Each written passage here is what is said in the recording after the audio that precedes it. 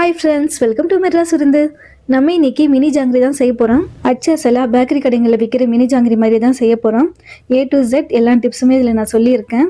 அதுவும் இல்லாமல் உங்களுக்கு ரொம்ப ஈஸியான மெத்தடில் பனியாரம் கல் இருந்தாலே ரொம்ப ஈஸியாக செஞ்சிடலாம். பேக்கரி கடைகளில் விற்கிற ஜாங்கிரினா பார்த்தீங்கன்னா மேலே வந்து கொஞ்சம் கிறிஸ்பியாகவும் உள்ளே நல்லா ஜூஸியாக இருக்கும். அதுதான் பர்ஃபெக்டான ஜாங்கிரி. ஜாங்கிரி செய்யும் போது ஏற்படுற மிஸ்டேக் பார்த்தீங்கன்னா சில பேர் வந்து ஜாங்கிரி வந்து ரொம்ப மெத்துன்னு செஞ்சிருவாங்க. அப்படி இல்லைன்னா கிறிஸ்பியாக செஞ்சுட்டாங்கன்னா உள்ள சுகர் சிரப்பு போயிருக்காது. இந்த ரெண்டு மிஸ்டேக்ஸும் இல்லாமல் பர்ஃபெக்டான மினி ஜாங்கிரி எப்படி செய்யறதுன்னு வீடியோக்குள்ள போய் பார்க்கலாம்.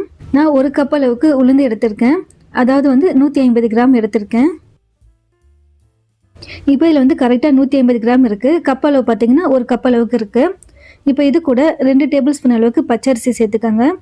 இப்போ இது கூட உளுந்து முழுகிற அளவுக்கு தண்ணீர் சேர்த்துக்கோங்க. இப்போ வந்து வாஷ் பண்ண வேண்டாம். உளுந்து வந்து 1.5லேருந்து 2 மணி நேரம் வரைக்கும் ஊறணும். மினிமம் பார்த்தீங்கன்னா 1.5 மணி நேரம் ஊற வைக்கலாம். அதிகபட்சமாக பார்த்தீங்கன்னா 2 மணி நேரம் வரைக்கும் ஊற வைக்கலாம். அதுக்கு மேலே ஊற வைக்கக்கூடாது. இப்போ இது வந்து ஒரு ஓரமாக இருக்கட்டும். சர்க்கரை பாகு ரெடி பண்ணிக்கலாம். உளுந்து எடுத்து அதே கப்பில் 2.5 கப் அளவுக்கு சர்க்கரை சேர்த்துக்கோங்க. அதே கப்பில் வந்து 1.5 கப் அளவுக்கு தண்ணீர் சேர்த்துக்கோங்க. இப்போ இது எல்லாமே ஒரு முறை கலந்து விட்டுக்கோங்க. சர்க்கரை கரையட்டும். சர்க்கரை பாருங்க முழுமையாக கரைஞ்சிடுச்சு. இப்போ வந்து பாகுப்பதம் செக் பண்ணி பார்க்கலாம். ஜாங்கிரிக்கு வந்து கம்பி பதம் வரக்கூடாது. அதாவது வந்து அரை கம்பி பதத்துக்கும் கொஞ்சம் முன்னாடி கையில் வந்து கம்மு தொட்டு பார்த்தீங்கன்னா பிசுப்பாக இருக்கும் இல்லையா, அந்த பதத்தில் தான் இருக்கணும். பாருங்கள், இதே மாதிரி தான்.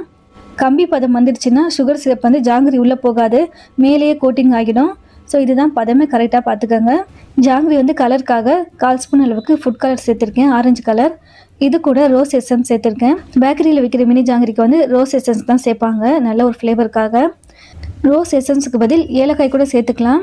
பவுடர் சேர்க்கக்கூடாது. ஏலக்காய் வந்து 3 இடித்து சேர்த்துக்கோங்க, ஃப்ளேவர் நல்லாயிருக்கும். இப்போ பாருங்கள், ஒரே வேணால் மிக்ஸ் பண்ணியாச்சு. இந்த பாகுப்பதம் வந்து மாறாமல் இருக்கிறதுக்காக கொஞ்சமாக லெமன் ட்ராப் சேர்த்துக்கிறேன். இப்போ இது வந்து ஒரு உரமாக வச்சுடுங்க. உளுந்து பாருங்கள் 2 மணி நேரம் வரைக்கும் நல்லா ஊறிடுச்சு. இப்போ இந்த உளுந்தில் இருக்க தண்ணி வந்து முழுமையாக வடிகட்டிட்டு 4-5 முறை வந்து சுத்தமாக வாஷ் பண்ணிக்கோங்க. எதுக்காக வந்து முதல்ல வாஷ் பண்ணலைன்னா உளுந்து ஊறினதுக்கு அப்புறமா பார்த்தீங்கன்னா உளுந்துடைய ஃப்ளேவர் ரொம்ப அதிகமாக இருக்கும். இப்போ வாஷ் பண்ணிங்கன்னா அந்த ஃப்ளேவர் வந்து கம்மியாகிடும், அதுக்காக தான். இப்போ பாருங்கள், நல்லா சுத்தமாக வாஷ் பண்ணியாச்சு. இப்போ இந்த உளுந்து வந்து எந்த அளவுக்கு நல்லா மையாக அரைக்கணுமோ அந்த அளவுக்கு நல்லா மையாக அரைச்சிக்கோங்க. இந்த உளுந்து வந்து நான் மிக்சியில் தான் அரைக்க போகிறேன். மிக்சியில் அரைக்கும் போது பார்த்தீங்கன்னா உளுந்து மாவு வந்து சூடேறாமல் இருக்கிறதுக்காக ஐஸ் வாட்டர் வந்து தெளித்து விட்டு அரைங்க. உளுந்து மாவு பாருங்கள் நல்லா சாஃப்டாக மையாக அரைஞ்சிருக்கு. இப்போ இந்த உளுந்து மாவு நான் வேறு ஒரு பாத்திரத்தில் ட்ரான்ஸ்ஃபர் பண்ணிக்கிறேன். உளுந்து மாவில் வந்து கார்ன்ஃப்ளவர் மாவு வந்து சேர்க்கணும். அதாவது நம்ம ஒரு கப் அளவுக்கு உளுந்து எடுத்தோம் இல்லையா, சேம் அதே கப்பில் அரை கப் அளவுக்கு சேர்த்துக்கோங்க. மொத்தமாக சேர்க்காம கொஞ்சம் கொஞ்சமாக சேர்த்துப்போம். ஜாங்கிரியுடைய கலருக்காக ஃபுட் கலர் வந்து ஒரு அரை ஸ்பூன் அளவுக்கு சேர்த்துக்கோங்க. இப்போ இது எல்லாமே ஒரே ஈவனாக இருக்க மாதிரி மிக்ஸ் பண்ணி விட்டுக்கணும். மாவு வந்து ஒரே டைரெக்ஷனில் தான் மிக்ஸ் பண்ணணும். ஒரே டைரெக்ஷனில் வந்து மிக்ஸ் பண்ணும்போது பார்த்தீங்கன்னா மாவில் வந்து ஏர் பபிள்ஸ் வந்து ஃபார்ம் ஆகும். இதனால் மாவு இன்னும் நல்லா சாஃப்டாக ஆகும், நல்லா உபரியும் ஆகும். நீங்கள் வந்து மாற்றி ஒரு டைரெக்ஷனில் வந்துட்டு மிக்ஸ் பண்ணி விட்டிங்கன்னா ஏர் பபிள்ஸ் வந்து பிரேக் ஆகிடும். ஸோ ஒரே டைரெக்ஷனாக இருக்க மாதிரி மிக்ஸ் பண்ணி விட்டுக்கோங்க. உளுந்து ஊற வைக்கும் போது 2 டேபிள் ஸ்பூன் அளவுக்கு பச்சரிசி சேர்த்துருப்போம். அது வந்து ஜாங்கிரி நல்லா கொஞ்சம் கிறிஸ்பியாக வரதுக்காக. கார்ன்ஃப்ளவர் மாவு வந்து எதுக்கு சேர்க்குறோன்னா கொஞ்சம் கிறிஸ்பியும் கொடுக்கும். மெயின் ரீசன் பார்த்தீங்கன்னா ஜாங்கிரி உள்ளே வந்து ஹோல்ஸ் கொஞ்சம் பெருசாக ஆகும். அப்படி ஆகும்போது பார்த்தீங்கன்னா நம்ம வந்து சுகர் சிரப்பில் வந்து டிப் பண்ணும்போது அதிகமான சுகர் சிரப் வந்து உள்ளே இழுத்து வச்சுக்கும். இதனால தான் நம்ம ஜாங்கிரி பிக்கும் போது நல்லா ஜூஸியாக வரும். இப்படி மிக்ஸ் பண்ணுறது பார்த்தீங்கன்னா தொடர்ந்து வந்து ஒரு 7 நிமிஷம் அளவுக்கு மிக்ஸ் பண்ணிக்கணும். இப்போ பாருங்கள், நான் நல்லா மிக்ஸ் பண்ணிட்டேன். இப்படி மாவு எடுத்து போடும்போது நல்லா அப்படியே ஸ்பாஞ்ச் மாதிரி இருக்கணும். இப்போ ஜாங்கிரி மாவு ரெடி ஆகிடுச்சு. ஜாங்கிரி பிழிறதுக்கு நான் பைப்பிங் பேக் எடுத்திருக்கேன். பைப்பிங் பேக் இல்லைன்னா அதுக்கு பதில் பால் கவர் இருந்துச்சுன்னா நல்லா சுத்தமாக வாஷ் பண்ணிவிட்டு யூஸ் பண்ணுங்கள். ஜாங்கிரி பிழிறதுக்குன்னே தனியாக துணி இருக்குது. அது பார்த்திங்கன்னா ஆன்லைன்லன்னா விற்கிது. நம்ம வந்து வீட்டில் வந்து குறைஞ்ச குவான்டிட்டியில் செய்கிறதுனால இது போல் கவர் பயன்படுத்துகிறோம். மாவு வந்து பைப்பிங் பேக்கில் 3/4 அளவுக்கு சேர்த்துட்டு இதை போல் நல்லா டைட்டாக முறுக்கி விட்டுக்கோங்க. இப்படி நல்லா டைட்டாக முறுக்கிட்டு ரப்பர் பேண்ட் ஒன்று போட்டு வச்சுட்டிங்கன்னா ஜாங்கிரி பிழியும் போது மாவு வெளியே லீக் ஆகாது. மினி ஜாங்கிரி செய்கிறதுக்கு பெஸ்ட்டு ஆப்ஷனல் பார்த்திங்கன்னா கண்டிப்பாக பனியாரம் சட்டி தான். ஏன்னா ஒன்றுக்கு ஒன்று ஒட்டாது. அது மட்டும் இல்லாமல் எல்லாமே ஒரே சைஸில் கிடைக்கும். அப்படி பனியாரம் சட்டி இல்லைன்னா நல்லா ஃப்ளாட்டான ஒரு பேனில் செஞ்சு பாருங்கள். நான் வந்து எண்ணெயில் வந்து கொஞ்சமாக நெய்யும் சேர்த்துக்கிறேன் வாசனைக்காக. ஜாங்கிரி செய்கிறதுக்கு எண்ணெய் வந்து ரொம்ப சூடாக இருக்கக்கூடாது, ரொம்ப மிதமான சூடு தான் இருக்கணும். ஸ்டவ் வந்து லோ ஃப்ளேமில் தான் வைக்கணும். எண்ணெய் ரொம்ப சூடாக இருந்துச்சுன்னா ஜாங்கிரி வந்து கருகுன மாதிரி ஆகிடும். அது மட்டும் இல்லாமல் நம்ம ஜாங்கிரி டிசைன் போடணும்னு பார்த்தீங்கன்னா பர்ஃபெக்டாக வராது. இது வந்து பணியாரம் சட்டி, அதுவும் இல்லாமல் மினி ஜாங்கிரிக்கு வந்து டிசைன் ஒன்றும் பர்ஃபெக்டாக வரணும்னு இல்லை. ஜஸ்ட்டு முறுக்கு மாதிரி ஒன்றுக்கு மேலே ஒன்று ரவுண்ட் ஷேப்பில் கூட பிழிஞ்சு விட்டுக்கலாம். பெரிய சைஸ் ஜாங்கிரினா செய்யும்போது பார்த்தீங்கன்னா பார்க்குறதுக்கு வந்து ஃப்ளவர் மாதிரி இருக்கும். அதுக்கு வந்து எண்ணெய் வந்து அதிக அளவுக்கு காயாமல் ஸ்டவ் வந்து லோ ஃப்ளேமில் இருந்தால் தான் நல்லா பர்ஃபெக்டான டிசைன் செய்ய முடியும். ஒரு பக்கம் வெந்துருச்சுன்னா ஒன்று ஒன்று இதே மாதிரி திருப்பி போட்டுக்கோங்க.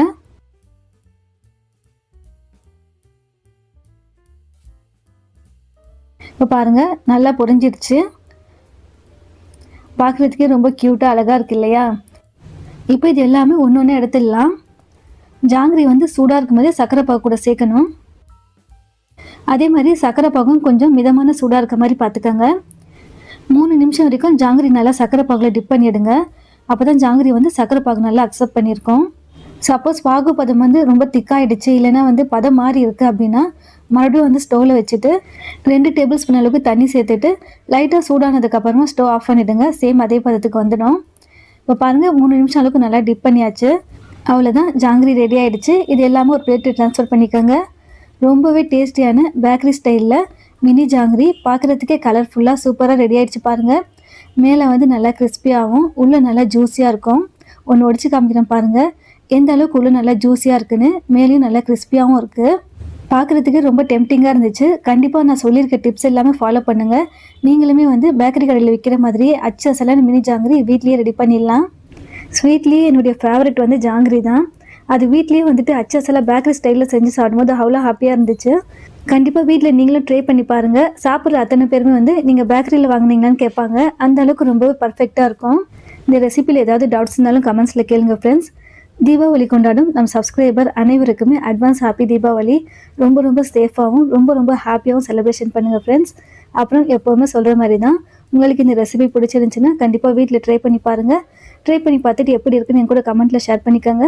ஃப்ரெண்ட்ஸ், ஃபேமிலி, ரிலேட்டிவ்ஸ் வேறு யாருக்காவது இந்த ரெசிபி தேவைப்பட்டாலும் இந்த வீடியோ ஷேர் பண்ணி விடுங்க. மறக்காமல் நம்ம மெட்ராஸ் வந்து சேனலுக்கும் சப்ஸ்கிரைப் பண்ணிக்கோங்க. தேங்க்யூ.